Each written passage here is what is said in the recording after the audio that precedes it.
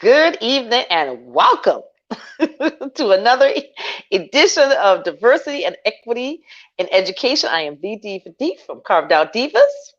April Call from April's Beauty Bar, and we're being hosted by Teacher for the Culture with Bianca Gooseby, and we thank her very much. Hey, Thank girl. you. Thank you. Hey. Hey. I feel so refreshed and replenished after having such a phenomenal meeting just a moment ago, and hmm even meetings that we had with other individuals. But we'll table that and come back to that topic. But yeah, it was a good Yes. day. The week I think went very well. We were listen. We came out of Thanksgiving break into this first week back, and I think that my students actually started coming back to school, especially since they received a host of letters over the break.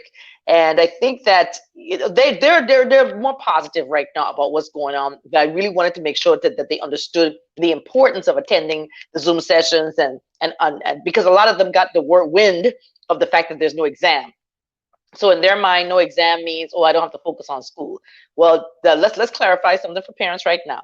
Just because there is no exam, they still have the state mandated standardized what can we call them, assessments.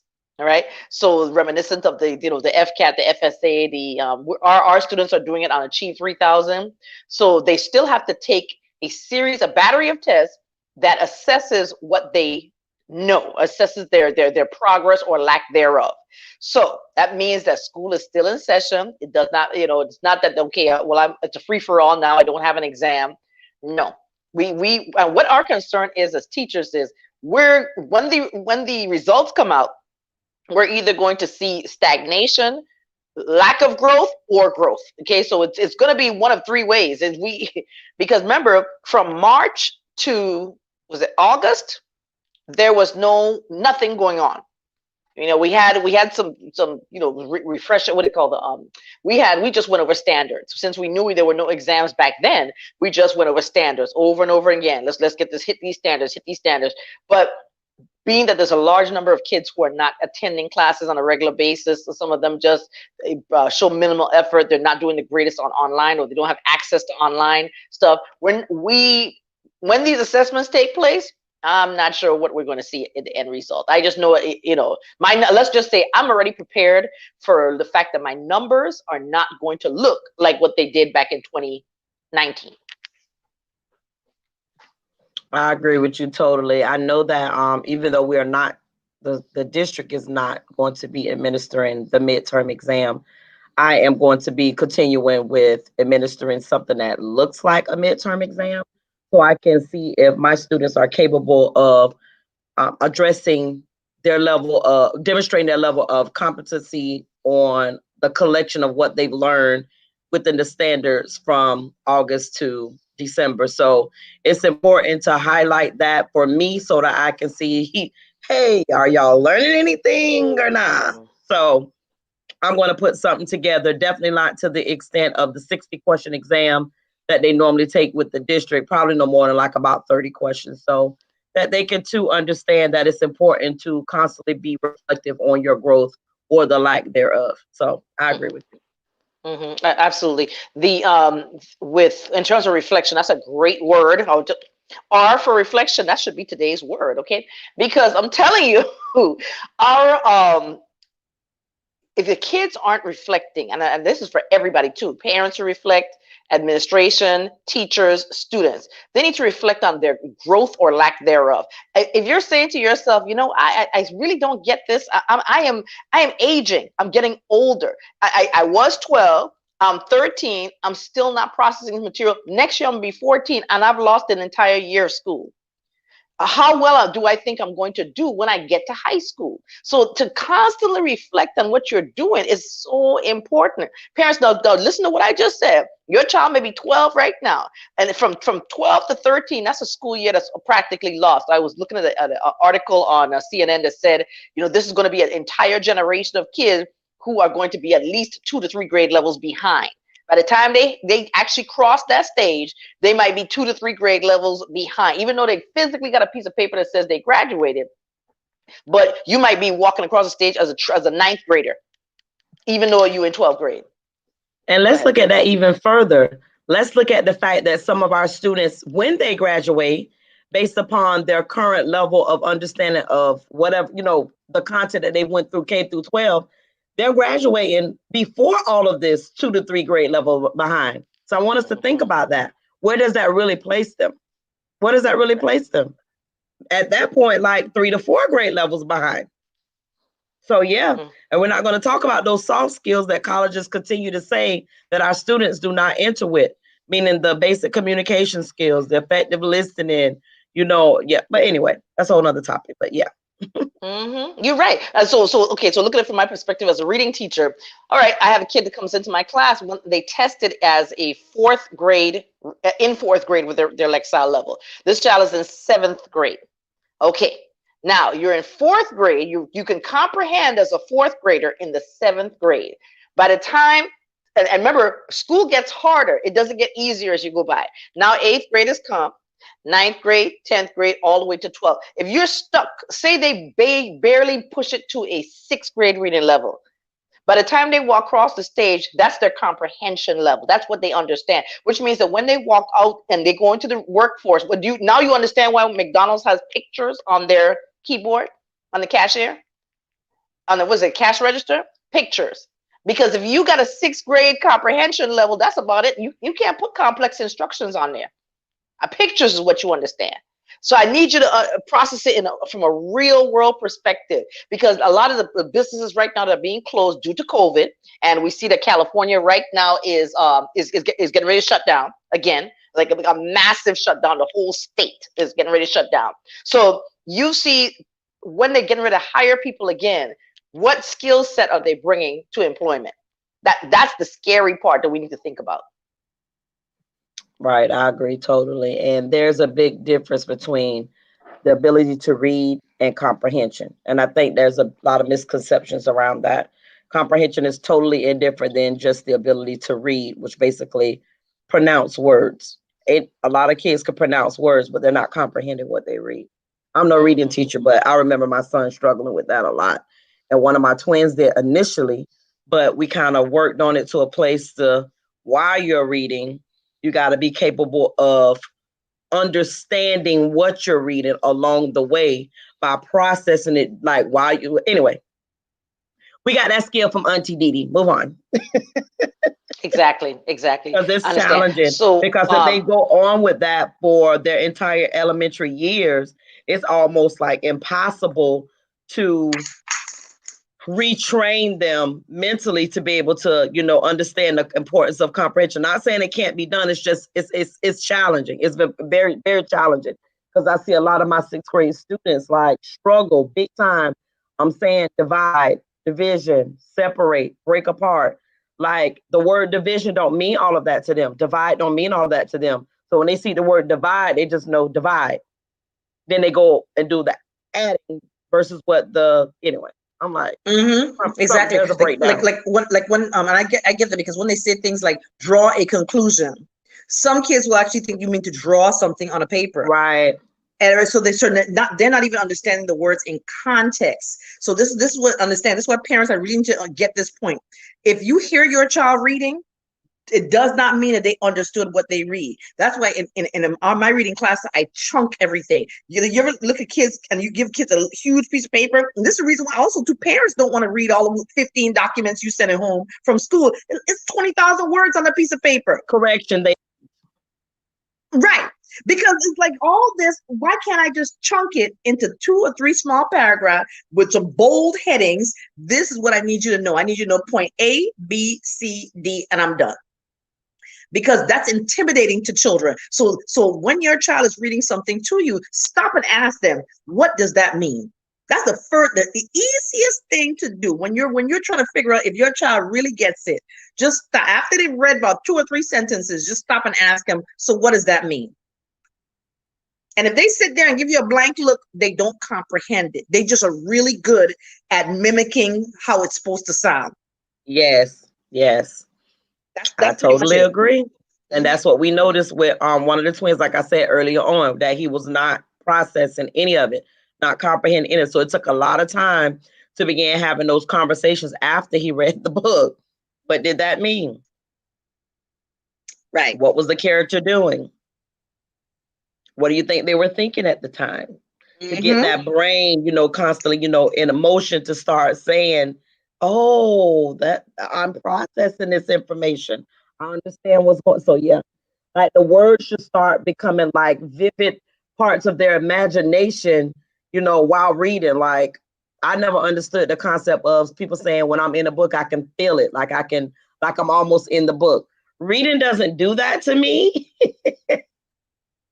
But I understand it. I do understand it to a place where when I watch a movie that has that I read the book too, it aligns to a place I'm like, oh, that's what they meant in the book. I can create the connections back to it. But I've never read a book outside of Color Purple. That one really kind of gave me some moments, but not to a place that I felt like I was a part of the book. Some people say they read and they feel like they are one of the characters.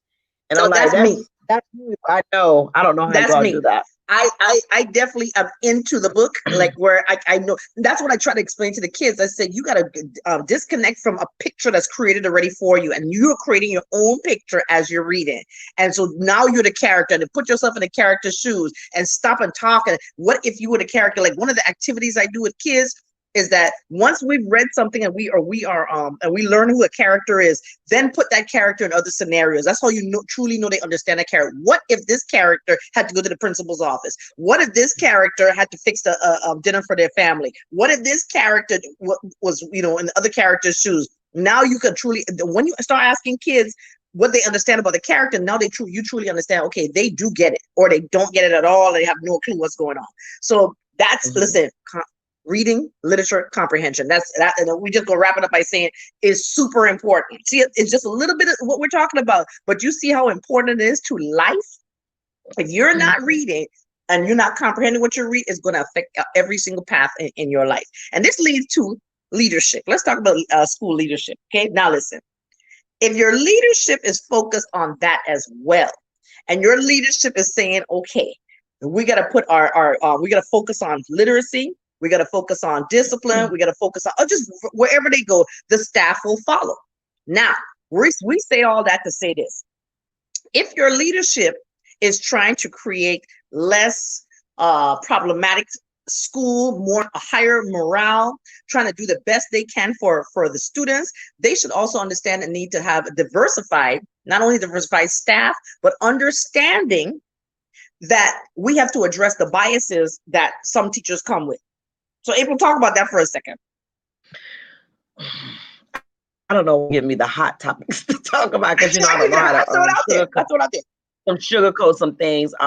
In alignment with what Denise is saying is it directly correlates to what our current works is at the forefront of diversity and equity in education is the school to prison pipeline.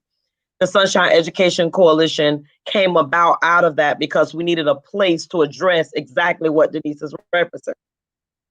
When leadership lacks to bring that level of urgency to the forefront of that particular topic, or wants to see a shift in whatever the demographics of their school is surrounding this topic, well, first you got to talk about it.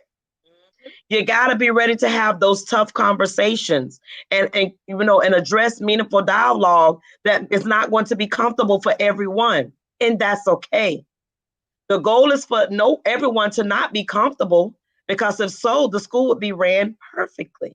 Right. You only address it in efforts to shift or change the narrative as it relates to that current situation or the current trend that has been happening, what we know nationwide. It's just not at one school, it's nationwide. So until we break down those barriers, or that what creates the separate entities between staff and administration, we're never going to see a true shift in that. Administration has to own it first. And if they own it and are willing to have those tough conversations and meaningful dialogue about student behavior in alignment with what may not necessarily be perfect behavior from a student, or as long as it's okay behavior, that some of our own biases is why we can't get past it. And if you don't know the children that you're serving, key word, and I think we miss this, we serve children Yes. by educating them, by teaching them, by giving them experiences that they may not necessarily have the opportunity to get at home or in their communities. But we are servants. We're servants to children. And being that we're servants to the children, they are an extension of their parents. So guess who we got to also serve too? Now we got to deal with their craziness now. We say deal with their craziness. Now we got to go with our children, our students' craziness. We got to help them be better in the environment, which is school, to the best of their ability. Now we ain't dealing with parent foolishness, but we will and we must, for the better choice of word, tolerate a lot of our students' behavior, because remember, they are only mimicking in most cases what they learn at home and in the community. Right. And I could go on and on with that, so I'll stop there. You're absolutely right. So understand something. Just like how we can address if we have PLCs, which is professional learning communities we have in school. We could talk about everything from the data academically. We can talk about, okay. I'm just raising this hand, people name. Go ahead. I'm sorry to distract you. Go ahead. All right. No. Is we can talk about data, in terms of academic data, whether the kids are reading, whether the kids are doing well in math, have they performed in the civics test. Just like we can look at that, we can also look at data in terms of how many referrals have been written. What have they been written about? That's something that we should actually look at every faculty meet. We shouldn't just wait and say, okay, in the summertime, we're going to talk about what our numbers look like. And then at the end of the year, we're going to wrap it up. Why don't you, if we reflected on that every single time we met, perhaps we could get our numbers down. Well, let's talk about, I have been at several schools, and there's always one teacher that be in the hundreds when they write referrals. Like your numbers are, or the teacher wrote over 100 or some referrals. How? When do they have the time to teach? I don't understand. And administration, when did you go in and support them? Support staff, when did you go in and support them? That's a legs moment. I'm pretty sure a lot of them were ESC students that were being wrote up. ESC specialists, when did you go in to support that teacher and those children? Because the referrals kept coming in, you saw them. What did you do to offer support? Right. And if you're seeing the same teacher writing 100 referrals, don't you think that teacher has some personal problems they need to address? How are you writing 100 referrals and yet the child coming over to me and getting snacks and sitting down and doing their work, they have not caused me one single problem? Right. In fact, they come to class over there and say, can I get my work and go over here? Because I don't even want to deal with you right now. Because you on what did it say? You on one. I say, you on one. That's what you say about that teacher. Yeah, that's a new thing. And the Bruss, Miss Cobb, I come to your class because Bruss over there tripping. Bruss over there acting crazy. Bruss? What was that teacher named Bruss? Who is it? Show me that teacher. Nah, you know what I mean? No, I don't know what you mean. I don't. Please articulate what you're trying to ask me.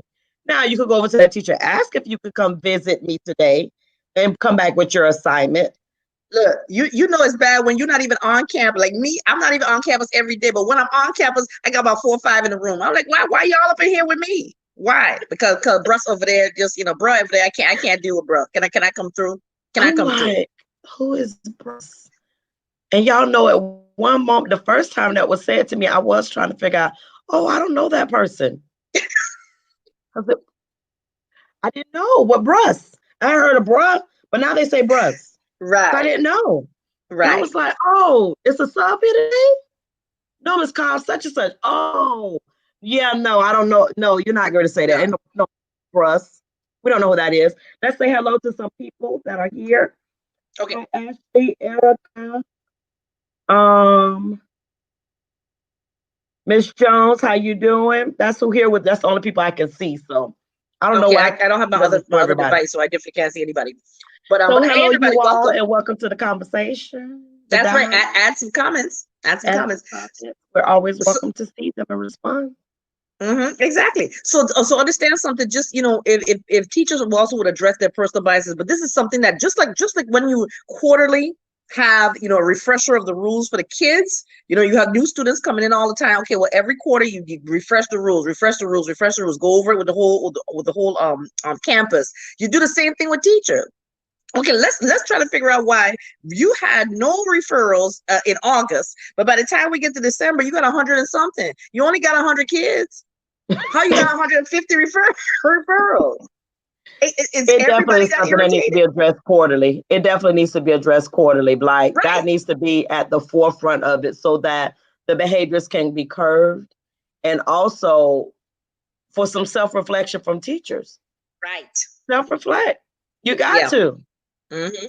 Because I mean, if little Johnny can get through a whole day with no infractions, but when he get to you, all hell break loose, right. something is wrong. And it might just be personality and differences, and that's okay. But let's see what we can do to help little Johnny possibly get a schedule change, because every teacher is not designed for every child. We do know Right. that we're not ignorant to that. You need to say that again, because let me tell you, that is so true. Like I mentioned before, I had one student who he just didn't get along with female teachers. And once we identified that, once we were able to realize everybody at home is a female, he get handpicked all day at home. He come to school and deal with a bunch of women. His counselor is a female, the nurse a female, the principal a female. He hate all of us. He's like, can I just get a break from women?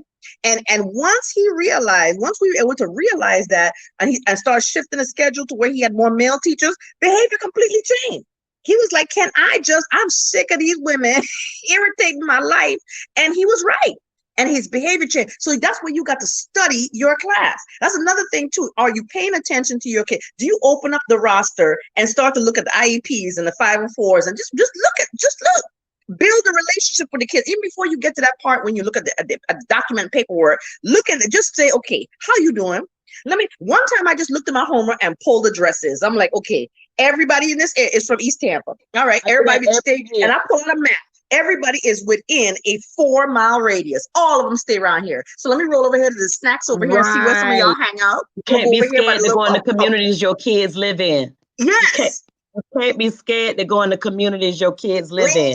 One more time. You cannot be scared, intimidated. Let me see. Feel like some type of way about if you scared of them at the schoolhouse. I roll from West Tampa, legs. If you can't handle it, legs. Get out of there. Legs, flight up. Because I rolled through from Sulphur Springs straight to West Tampa. Look, I'm hood strong. I need to put a tattoo that says hood certified right up and through here. I ain't scared. I rolled through all of them hoods. And the thing about it is, we've been teaching so long that we can roll through there now, come across them as adults. And they be like, oh, she all right. That's my teacher, man. She good. They roll up on you so quick, though. They roll up on you. Hey, Miss, who are you? Why are you running up on me? Why are you talking to me so loudly in this grocery store? Right. I don't recognize you. Miss Cobb, is me, such and such. Oh, and then wonder what is grown man talking to you. These my children. Oh, he got a beard now. That's my baby, huh? That's my 6th grade baby. He all right. He just got a beard now. Yes. He's just 30 now. That's all. Yes. Our current students now. That always, like, every time I think about it, they're 30. 30. When that child told me he was 30, I said, you what? Right. That means I must be what? Right. We aging and don't even realize that it's happening. Don't even. But I got Carter the other day, so I'm proud of that. The small faces. Yes. That's spoiler valet. But these little Go ahead. You know, that light skin, go to falling apart sometimes. Right here? Right here in the corner. Melanin. I ain't get enough melanin. So it starts we'll put you in the sun. Here. Put you in the sun for a little bit, get you some. Yes. So we have comments from Ashley that we must all be intentional, most definitely. Staff referrals, teacher levels of cultural competency without question. She also shared, made an inquiry to parents. Parents, do you read books, watch the news, get a newspaper? I remember at one point the newspaper was a part of the everyday assignments from science where they had to cut out a current event in science. Nowadays, it would be even like with math. I know for us, sometimes we'll say like, what's going on with our current topic in math that we can find something online about it. A lot of the stuff, which is so crazy, is always, which is I'm pretty sure intentional for the pharmaceutical era. It's all only thing that the kids can pull up that's not inappropriate, so to speak, is going to be around pharmaceutical, healthcare, so on and so forth, when we're pulling up content as it relates to whatever we're going over with math. It's not how it used to be, so to speak, with it being science driven. A lot of it, like, it's weird. I don't know if it's something the way that they have it, the analytics on the phone or what have you, but it's been a challenge. Yeah, it's been a challenge. But a lot of it's always drug oriented. Okay, I know that when we get the USA Today, I love the USA Today because of the color coded. It's really bright and colorful, and kids can find articles there. We get the Tampa Bay Times, I believe we get. We do. So, and we go through those. So it's good to cut and paste those articles but that's what it is. And then the thing is, teaching the kids how to read the paper, because that's another thing to have them looking at the headings and subheadings and not knowing how to go to another page because of that, because they're so accustomed to doing things on their phone. So it's really important that we parents, that's why I've been doing my little reading series now, because I'm trying to explain to parents that it is so important to have books. I know you think everything is on the phone, but remember, kids, that turning that page and actually, scrolling through a screen is more difficult. People seem to understand it's more difficult than getting a book, because with a screen, the screen is moving. Whereas with the book, you can go right back to exactly where it was. The screen, you don't have to adjust it and make it bigger, smaller. It's right there. Okay, so just keep that in mind, right? And when it comes to something like that with books. But you know what? Let's go back to real quick, which will lead into this next topic. Remember we were talking about the maps going around and being able to see where your kids are? Okay, this weekend I went and I visited, I went to a meeting because I would listen to the radio, which is the importance of why areas, where we as a community get a lot of our information through the radio, Facebook, things like that. And so they had the CIC meeting this weekend, and which was really talking about the East Tampa development. And this is where I need to get some verification, because when I went to Reagan Park this weekend, they posted 3 huge maps of the areas in East Tampa that they say are going to be redeveloped. However, when you look at the website also shows some maps which is the same kind of maps, but I'm trying to figure out, there's one particular part that I need to get that paper, because we need to post that web address on there. We'll post it a little later. But it seems like it's when you're looking at streets and the area that they're trying to cover, which runs from Ybor City up to East Tampa, right up here off of what's this street up here? Close to Hillsborough and 40th Street, or Hillsborough, like 43rd, 42nd, like that.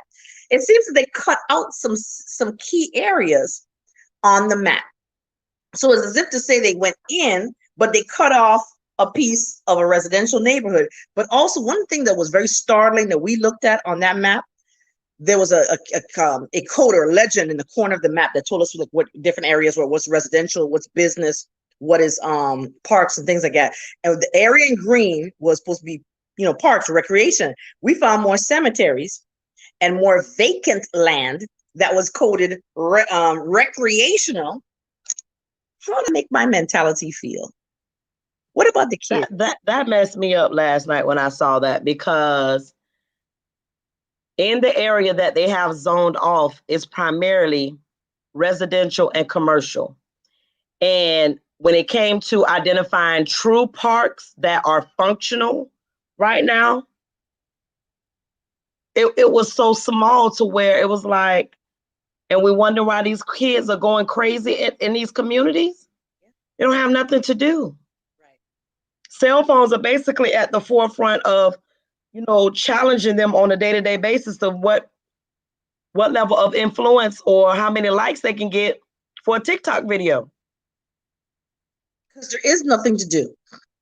I mean, we looked at the areas in green and we found more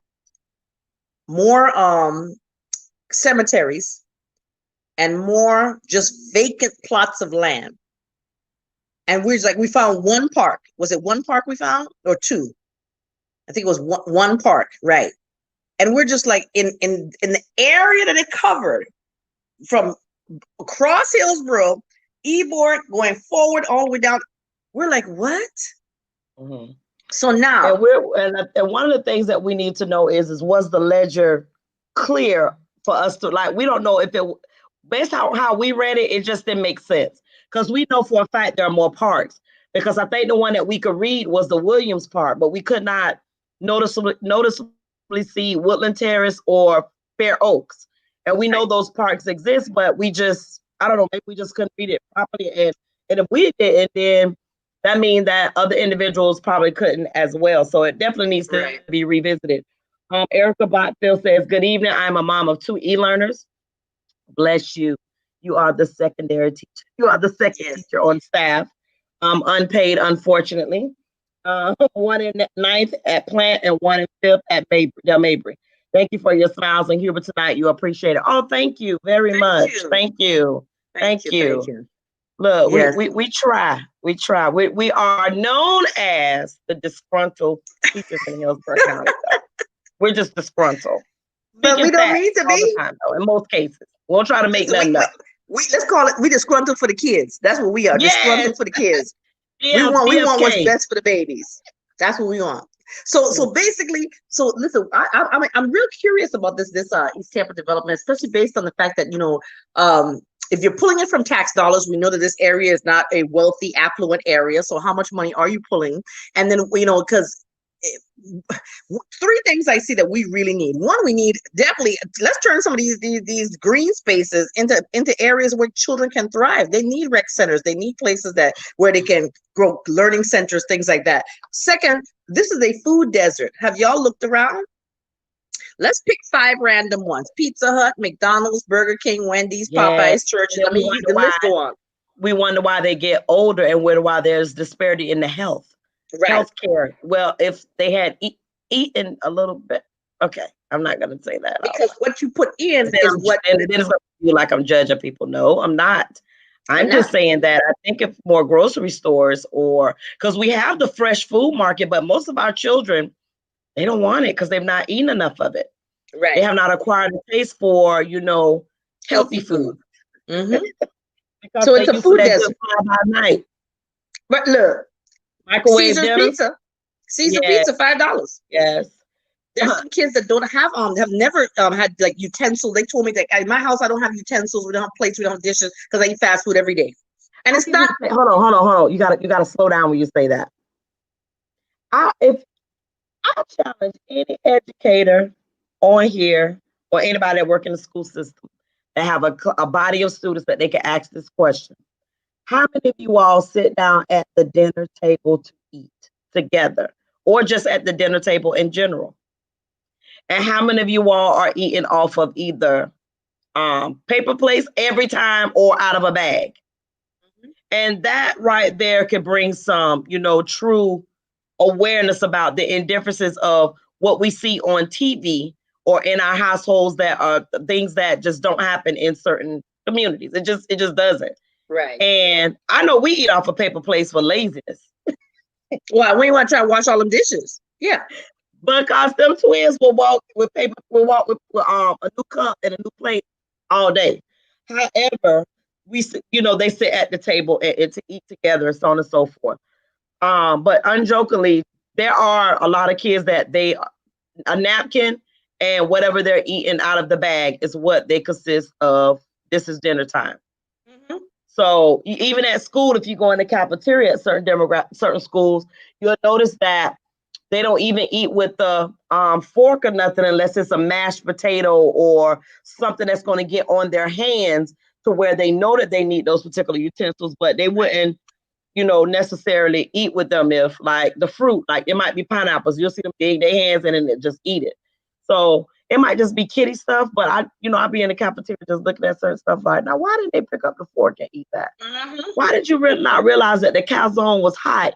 And when you bit into it, that if you didn't have it in your hand and on the fork, it wouldn't have burnt your fingers and your lips. So it just kind of be like, just to think about. And those are the quick little survey questions you can ask your kids to start to understand who they are.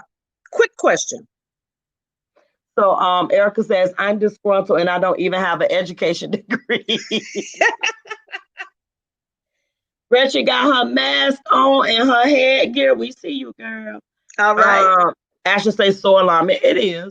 But again, that also should be a point of knowing your students. And we say that a lot. You got to know your students. Now, I know for me, and and I don't think it's a bad, my brain just don't process certain kids' names with their first names. And I say that every year. People look at me like, how does that happen? I don't know how. Some students, they are not their first names. The last name will stick with me, but not their first name. And a lot of students be like, well, I don't like my last name. It's your name, sweetie. It is. That's what I get. Look, That's this car gonna jack you up if I try to call you the long name that whatever you have. the name is, right? But I know your last name is XYZ. So let me pick one of the two, and know it's you, because most of y'all are sweeties and honeys and sweet pea all day anyway. Right. So, Tiny but when Tim. it come down for me calling this attendance and but we got to know our students, and it ain't like we know one class of them. It's 100. It's 100 plus. Thank you. And what job you know of where you get to work and every year you got to learn 100 plus new people? Names, yes. And you got to learn their personalities. That is something to think about. Every year we learn 100 plus students, names, new people, personalities. We don't learn all of their family structure. Some of them we got to be intentional learning about their family structure. What are some of the things that they have challenges with in their households? And again, we remember somebody saying, why you got to be in kids' business? We're not trying to be in the children's business. We're trying to see how we can best support them by knowing some of the challenges that they may be facing on a day-to-day in their households and communities. But we really don't want to know. And look, we would rather just roll up, get out the car, go teach, and go to the house. Right. Because there's many teachers that have that ability to do that. We don't. We don't work in those types of schools. So like with the advanced kids where you just walk in the class, the work on the board, they do their work and they leave you alone. I don't have that privilege. I don't know how that feels. I mean, listen, maybe my very last year of teaching, I might be able to be blessed with a class that's just like that. Here's the work. Leave me alone and come pick up this work at the end of the period. I'm like, oh, that's how we do. I've never experienced that. I work from the time I walk in that room to the time it's time to go. And now e-learning is even harder. 7 kids because you teach gifted. None of my classes are ever under 15, ever. Right. And I teach reading. 25 plus. Right. And I teach reading, and we're supposed to have small classes. I think I had one school year, and I think it was only lasted a semester before they started throwing extra kids in there. But I had one school year where I actually had 17 kids. And I was so shocked to see that that was a small number, and that was a Read 180 program, and which was a rotational model. I had a block. That's also why they blessed me, because they like, you got them kids for 90 minutes. So they're like, we got to give you small numbers because you got them for 90 minutes, and you're bouncing off the walls after the first 50 minutes. So, but it was a rotational class, and that was a true representation of how a reading class should have been. But other than that, child 25 strong, 26 sometimes up to 29 strong. I mean, read it. Come on. So, but hey, this leads us to look. I think this is gonna be our last one. When we start talking about this, the people gonna get mad. We need to understand the difference between PBIS and school to prison pipeline. Let's clear that up real quick for people. Let me lubricate first.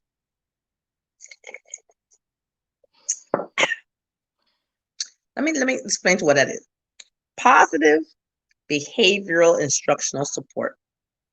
Now, when kids get to school and they act a certain way, or they behavior may be challenging, things like that, we create tiers where level 1, level 2, level 3, depending on how the behavior is, and we have positive things. We give them incentives. We do things like that to help them.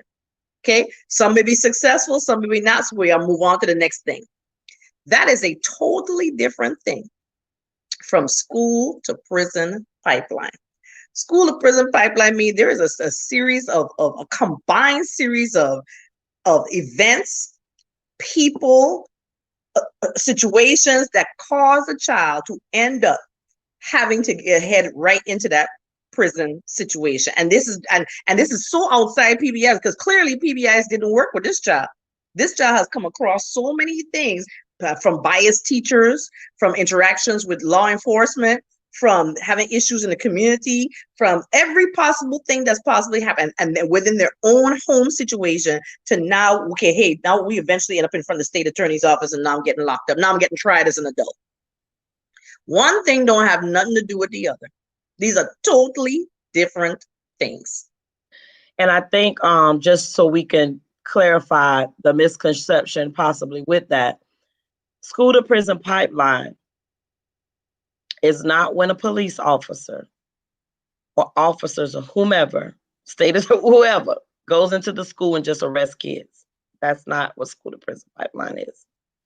School to prison pipeline is a combination of various things that, in a nutshell, children that are not basically demonstrating the level of appropriateness in their academic setting to where they're receiving referrals. And the referrals then allude to either ISS, OSS, or expulsion. Anytime a child is not in a classroom, they're losing instruction. When you lose instruction, you lose in academics. When you lose academics, your academic gap for that particular child widens. So therefore, they lack the knowledge in order to pass Florida standardized assessments. Mm-hmm.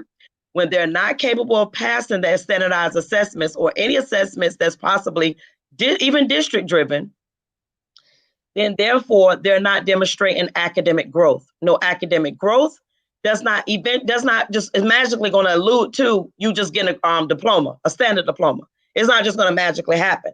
One or two things: you either end up with continuous ongoing disciplinary history to where you either get kicked out of school or you drop out. So that means that you never made it to a place of graduation, completion with the standard diploma. So the question becomes, with the school to prison pipeline, what does that look like in school? Well, for Black boys, they're being disproportionately suspended in our district so that it's so clear that you have to be blind not to see it. That's the only way you can avoid addressing it. Hillsborough County Public Schools, African-American children represent 21%. And don't quote me on the exact 21, it's somewhere in that area. No more than 25, no less than 20. Here we go. Right. So with that being said, how can we represent always, every time, no matter the data we look at, over 50%? How can we always represent over 50% of the representation in the disciplinary actions that are being brought forth to them with either ISS, suspension, or expulsions? How? That is what school to prison the pipeline is. For those population of children, it impacts all children. But we have a special interest on the Black boy that in most cases, number one, he's African-American. Number two, he's ESE or possibly have a 504 plan. So there are some learning disabilities or medical disabilities there. So the question becomes still, how? How is that happening? And it has been happening for decades. Decades is 10 years, many years of 10. Right. And then also, if you see a child that has behavioral issues, now is the time to say, let me make a recommendation to the counselor and say, maybe this child does not have the services yet. He probably needs it, but instead of writing 15,000 referrals, just start saying something. There's an issue here. Like, let me tell you something. Those of us that deal with these kids and don't write referrals on them, I hope that God put in a special place in heaven for us, because I'm telling you, Lord, I'm asking for that special spot on the right corner. Just give me in the corner over there, because I'm telling you that I have dealt with some behaviors to where I have not written a referral because I realize something is wrong. It's not you. It's not me. It's something wrong even in the household, mentally. Something is going on to where, okay, I cannot look at this as this is this child. There is an issue bigger than this child. And the fact that we keep writing referrals, don't you realize you're exacerbating the problem with the child? Because the child getting angry and angry because you're writing referral after referral when you really have not built a relationship with them to say, hey, you know what? Can you tell me what's wrong? If you don't want to tell me what's wrong, just, hey, let's find a special space for you where you can just have a cool down moment so you can get it together. But you got to go beyond just, I got to write a referral, kick this child out my class. I can't take him. There's an issue. we Go will ahead. say that there are children that have to be removed from the room. We understand Yes. that. Yes. There are children that do things that a referral is warranted. We understand that. Mhm. But that also goes into this. Where's the restorative piece? Yes. Conducted with fidelity in our district, in all classrooms throughout the district, in efforts to say, you've been suspended, welcome back to campus. But if you just put them right back in the same classroom without a conversation, with any type of strategies and efforts to support them in trying to identify what the problem Right. was and what they need to do differently, then you are basically a part of the continuing cycle that you have helped them become, on what you call it, the hamster wheel, where they just jump back in where they the left hamster off. turning the wheel. We didn't solve the problem. Right. We didn't even address the problem. You just basically was what y'all always say. I lost my fortune. No, but I get what you're saying. But the thing, right? And because I've actually watched one child, and it was 2 years ago. I've watched one child getting fight after fight after fight, walk right back in school. No, just came back off a suspension, right, got in a fight again. And we see I'm that. like, don't you realize something? You can't put this child back in class after they've just had a fight with the same child in that same class. First of all, the first thing you do before they come back is change the schedule, because obviously the same conflict is going to occur. Second, pull that child out of any elective. Some mediation would be good. Period. And use that time to do restorative practice. Yep, which include mediation. Yep, that would be good. Yeah. And there goes back into a child does not have to have a 504 or be labeled ESE to be a part of the MTSS RTI plan. Now, the thing with that is, to all people, like the stakeholders outside of the children, know the MTSS RTI process to a place that they can definitely say that I know what to do when a child is demonstrating these behaviors that are ongoing, what supports are needed, who do I reach out, like, do they know? And the answer to that in most cases, no. Now, especially if you're brand new teachers just graduated from USF to the 2022 for 12 months earlier. They don't know that stuff. They struggling to find out the alphabet too. They still trying to figure that out. Over 20 years don't know that stuff. True. Because if they've been in a school setting where they were not a part of that team or a process or whatever it may be, they just won't know. So again, it takes some true administration being intentional about, having conversations with their staff about that, because MTSS is basically, I don't want to say this, but I won't say it. So MTSS is necessary to have someone in that role. These MTSS resource teachers, I think that's what they're calling them, or MTSS. Right. I don't know what the title actually officially is. They have to be strong in that position enough to be able to have the necessary relationship with teachers, that these children that are having these challenges in these classrooms, in order to be able to say, okay, here are the supports, not tell them, oh, fill out a form. We sick of filling out forms. We know you got to capture data, but we sick of filling out more forms when after you fill out the forms, there's nothing done. I'm so sick of forms, and I'm so sick of forms that don't have SB numbers on them, and you having me fill them out, and then when you don't do nothing with them, then I'm like, I'm not doing it no more because you didn't do nothing with it the last time. Stop playing with these people. Stop playing with teachers' time like that. They need the help. I went real crazy. I know you went crazy just for 2 seconds, and I appreciate that, because let me tell you, I feel the exact same way, because I fill out forms all year long. In fact, I got a slew of emails that which I've been ignoring for the past 3 days, that just been like, can you fill out this, fill out this, fill out that? For what? What's going to change? And then they have me filling out stuff for kids that don't come to school. I'm like, let me explain something to you. I'm just going to send this little blurb real quick. Listen, this child has not shown up for e-learning since August. So and we've been telling you. And we've been telling you. And what am I supposed to fill out? I don't know. And we've been telling you. Don't leave out that part. And we've been telling you. Been telling you that. So now, since now the district top down is saying, oh, now we got to do something else. No, you're not adding nothing else for me to do, because I've been telling you. And you can check attendance, like if you print the run an attendance report at the end of the day or the end of the week. There you go. You can tell me. You don't see the child got 26 absences, 28 absences, 32 absences. Don't add nothing else for teachers to do. Don't do it. Don't do it. Don't do it. Yeah. And then back to the conversation as it relates to PBIS. PBIS is a strategy or method in efforts to deter behaviors that are not in alignment with a student, that are preventing the student from being academically successful. PBIS and school to prison pipeline are totally two separate entities. However, PBIS is a strategy or resource that can be utilized in efforts to address the disproportionate number of Black boys being suspended in Hillsborough County Public Schools, where we lead the state for school to prison pipeline. Even though Miami-Dade School District is almost our size, and they seem to have a better handle of it. Yes, yes. So again, totally two different entities. However, we totally want to just crush the misconceptions about that. We have worked with PBIS. We know that PBI has its strengths and weaknesses, more strengths than weaknesses, but the biggest weakness is the lack of funding. Because they say, well, you don't need money to run a PBIS. Yes, you do. Yes, you do.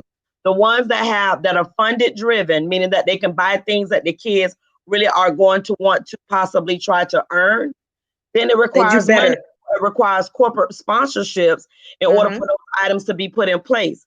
So if you took two PBIS systems and put them next to each other, one that's not funded and one that is, I'm pretty sure you can see a significant level of differences. You certainly will.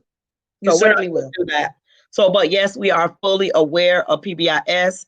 We have utilized it in our career as always working either in alternative schools or Title I's. We don't talk it. We are a part of it. Right. We don't just look from the outside in and saying, why not? We're not here to be complainers. That's not one of our quality traits. We're here to bring awareness. We're passionate about it. We're going to continue to speak about it. And once again, it's not about us. And we hope that everyone that's a part of this conversation don't make this about them. It's take you out of it. We always take us out of it and put the conversation about the child. That's our only focus, has been, will continue to be. And that's going to be with or without whomever that choose to be a part of any of the works that we choose to bring forward. Because one thing about it, we know that this is something that's pure from the heart. We know that this is something that God knows should not be happening to any child in Hillsborough County Public Schools, and definitely not a specific population of kids, to where it's so real, but the data shows it, to where you cannot deny the discussion anymore. So therefore, versus us being viewed as just complaining about it, we're now just completely solution driven. And that's speaking to individuals that are willing to sit down and hear what we have to say about school to prison pipeline, along also with providing solution-driven possibilities. And number one, we just want data to be able to provide it to the community so that we can raise their awareness, so that they realize what's going on in our school district. Because why is it a secret? Why is it a secret? It should not be a secret that a population of kids are being heavily hit with this situation. It's systemic. The question is, who's going to take charge in breaking down the barriers? We are. We signed up for it. Right. We did. And we're not backing down with it either. We're not. And two things. We just want, one, we want to thank everybody who is really willing to be open and work with us and say that, you know, hey, listen, we understand, we recognize the problem, we here for you, we're going to support you. So we want to thank those people right now. And second, we also want to say that, you know, why we should not be having to fight for information that should be public. Why we have to make public records requests for everything. A lot of this data, this is the reason why a lot of the society or the community doesn't know how bad things are getting, because the information is being hidden behind layers and layers and layers and layers of stuff. Why? Come on. We need to have it out there. And this is the reason why we may seem disgruntled, but we pushing that information out there because we want people to see it. Let's be transparent all the way around. Let's not just focus on everything that's good that's happening when you've neglected all the fact that this has been going bad for so long. So that's really what we got to say about that. So we do know that we have been in conversation, and this is our SEC hat now. We have been in conversation with individuals that we know have the ability to bring voice to this issue. School to prison pipeline is just not a Florida thing. It's not a Hillsborough County thing. It's a nationwide issue. That's right. And until we bring voice to it in Hillsborough County, We don't mean a moment. We don't mean that. We are in movement mentality, and there's Right. nothing going to deter us from doing so. Nothing. So we knew that we need to position ourselves to begin to have conversations with all stakeholders. That meaning that if you have any type of influence or in a position, role, organization, agency, whatever you want to call it, that directly impacts children in Hillsborough County, we needed to talk to you if Yes. given the opportunity. That's all we asked was an opportunity. And as constituents in Hillsborough County, taxpayers in the city of Tampa, we felt that it is not too challenged to ask that of our leaders. So we have spoken to, and we've had some great conversations. And it was refreshing to hear individuals like Councilwoman Gwen Myers say, I am in support of you. It was so refreshing to hear Senator Roussan say, I am in support of you all and what you're doing. And yes, this is an important topic that needs to go from 5 years ago. I heard of this before and nothing ever became of it. So yes, it is important. It is also refreshing to hear our city council, Louis Vieira, also supporting this work and how it's in alignment with the apprenticeship program that they're receiving pushback in the city of Tampa from organizations and corporations. And one of our former school board members is pushing back the apprenticeship program, but that's a whole nother topic for another day. And then also, State Attorney Andrew Warren, from day one when we sat at Bishop Michelle B. Patty's radio show, and talked to him, he has been, supportive and, staying in conversation with us about this and providing us data. We also followed back up and spoke with HCSO Major Collins, who also, is willing to, be in conversation with us and support this work. So again, and we also spoke with Jessica Vaughn, school board members Jessica Vaughn, Nadia Combs, and we have future meetings in the works. But we say all that to say this. Notice, we didn't care who we spoke to, we spoke to or NAACP when we spoke to them. We just need to speak and bring voice to this challenge in our district. It's not about us. It's about the issue and the children. So if we stay focused on the issue and the children, the who, what, when, why, and how is irrelevant when it comes to people. And I'll leave it at that. There you go. And, I think you did a great job. That's a great job. That's it. I mean, any comments from anyone? How are we doing? Yeah, I got on the road and you have to stop me. Sorry. Ashley, I think the Ashley Gretchen said Hillsborough County leads the state. Yes, we do. Yes, we do. And until we start screaming, yelling it, bringing it to the attention of our city of Tampa, our county commissioners, our state attorney's office, our law enforcement agencies, and that includes HCSO, TPD, USF, Plant City, not just here, not just in our little area. We're talking about everybody everywhere that has a direct correlation or is leaders over children. And we don't mean just because in education. If you're the mayor, you're a leader over children because guess who are your constituents? Their parents. If you're a chief of police, you are a leader over children. Why? Because some of their parents are being arrested or domestic violence, you name it. You're connected to the child. So everybody, look, like the pastor say, under the sound of my voice, that is in a leadership role. That's right. You directly impact children. Because there cannot be a child without a parent over them. It doesn't happen that way. And we are always in need of support. We are in support of individuals that's not fearful to bring this message to the forefront, this conversation to the forefront, because it's not going to go away with just us. It won't. And we have been fighting since we launched in, what is that, August? August. I think it was summertime when we launched. Yes, we have been fighting since then. We have been fighting. And the question becomes, why? Why should we have to fight this hard about bringing awareness about what's happening to children in Hillsborough County with the emphasis on the Black boy? So go ahead and visit us at Sunshine Education Coalition on Facebook. Learn more about us. Find out what we've been doing. You can see everybody that we just spoke about right now. You can find information about everything that we've been talking about, and that we are moving forward, and we're not gonna let anything stop us. That's it. That's right. That's right. Mm-hmm. And I think that's all we have, guys. Y'all have a fabulous week.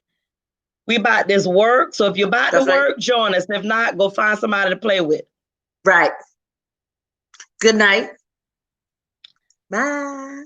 Bye.